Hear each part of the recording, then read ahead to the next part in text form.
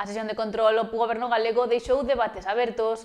O futuro das pozas termais de Ourense e a situación da lingua galega foron os eixes centrais de enfrontamentos políticos. O Pazo do Río volveu a acoller un novo pleno parlamentario onde os diversos grupos políticos afondaron en temáticas que, de maneira xeral, resultan ser de relevancia social. O encargado de abrir a sesión plenaria foi o deputado Armando Ojea. O representante do grupo mixto pediu á Xunta modificar a lei de aproveitamento lúdico das augas termais. Segundo denunciou, a normativa actual non se adapta á realidade das pozas naturais de Ourense e impón requisitos imposibles de cumprir para o concello. Ese recurso quedou totalmente nun limbo xurídico e totalmente falto de operatividade práctica a partir da Lei 8/2019 do 23 de decembro de regulación do aproveitamento lúdico das augas termais. Como vostedes sabe, esa lei feita, según todas as opinións e según todos os análisis, totalmente ao marxe do coñecemento dese territorio concreto, desa realidade concreta, porque solamente contemplaba a posibilidade, reducindo rapidamente a cuestión de balnearios ou de piscinas, sin contemplar esa posibilidade que, como digo, é prácticamente única en España das pozas termais da cidade de Ourense. Eso creou automáticamente unha gran cantidade de problemas, tanto de interpretación da norma como de a súa aplicación práctica. Ojea criticou ademais as exixencias técnicas da norma e pediu unha terceira vía regulatoria que permita o uso tradicional destes espazos. Na súa resposta, o presidente da Xunta, Alfonso Rueda, defendeu o marco legal actual e subliñou a necesidade de manter garantías sanitarias e de seguridade no sector termal.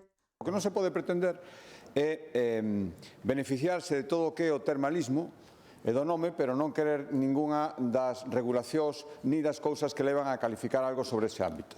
Claro, esa república independiente de as cousas son como eu diga, pero dame cobertura, pero na maneira que eu diga, eso, lóxicamente, non pode funcionar, ou polo menos non pode vostede pretender que este Parlamento lle dea esa cobertura. Insisto en que, que nin siquiera fai falta modificar ou elaborar unha lei nova. Modificacións que teñan lógica, sin ningún problema. Facer tabla rasa tampouco. Non é verdade, señor Ojea, que a lei equipare os instalacións termais, por así decirlo, os balnearios. Non, cos balnearios é moito máis exixente. A lei sabe perfectamente que un balneario é o que necesita de controis médicos, de instalacións, de unha especial rigurosidade. Pero engadiu que a Xunta está aberta a introducir melloras na lei, pero sen reducir os controis nin a exixencia técnica das instalacións. A continuación, a portavoz nacional do BNG, Ana Pontón, centrou a súa intervención na situación da lingua galega e acusou ao goberno autonómico de provocar un retroceso no uso do idioma. Os datos oficiais son demoledores. Co seu decreto da vergoña, convertiu o galego nunha lingua de segunda. Sabe cal é o resultado? 1 de cada 2 mozos e mozas educadas baixo ese decreto non falan nunca galego. Só o 7% fala galego sempre, é a metade que en 2018. E o máis grave, 1 de cada 3 afirman que non saben falar galego. O galego, señor Rueda, é a única lingua do Estado que perde falantes e que perde competencias. Pontón reclamou a derogación do decreto de plurilingüismo e a aplicación inmediata do Plan Xeral de Normalización Lingüística.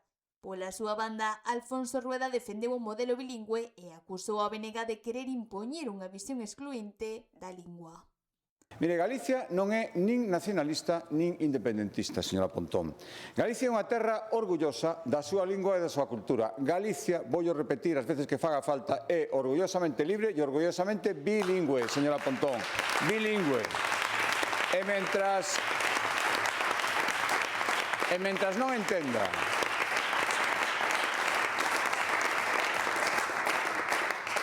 entenda que a nosa lingua, a nosa fala é un patrimonio de todos e de todas, non dun partido político, e moito menos do seu. Mentras non entenda que a lingua está para unir e non para dividir. Mentras non entenda que a lingua está para tender pontes e non para deixar cargas de demolición, como deixan vostedes todo o rato. Mentras non entenda eso, non vai entender absolutamente nada.